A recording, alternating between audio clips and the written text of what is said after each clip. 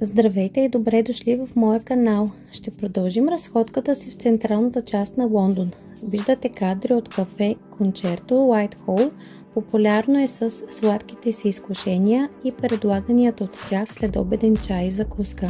Аз си поръчах от следобедния чай.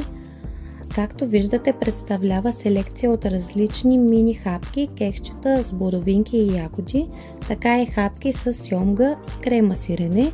Като съвет от мен, не си поръчвайте, защото изглежда добре, но не бяха толкова вкусни.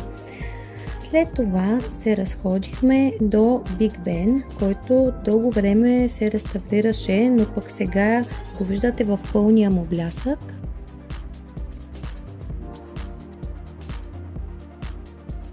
Малко кадри от Лондон Ай срещу нас и Темза. Точно този ден беше много слънчев и топъл.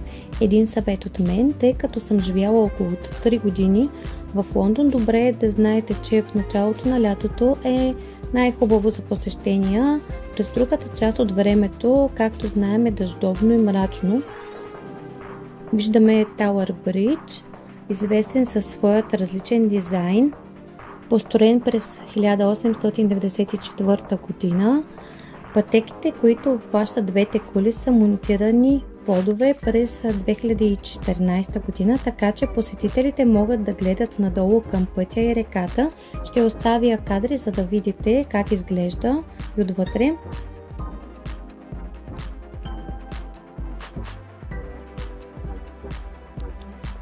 А любимо място за пикник са поляните до него.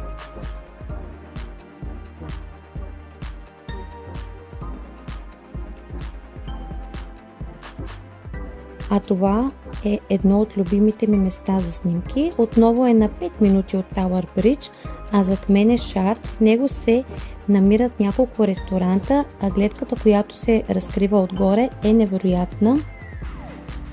Малко кадри от Националната галерия. Открита е през 1824 година и може да видите над 2300 творби на различни художници. За още интересно съдържание, моля, последвайте канала ми. Благодаря ви и до скоро!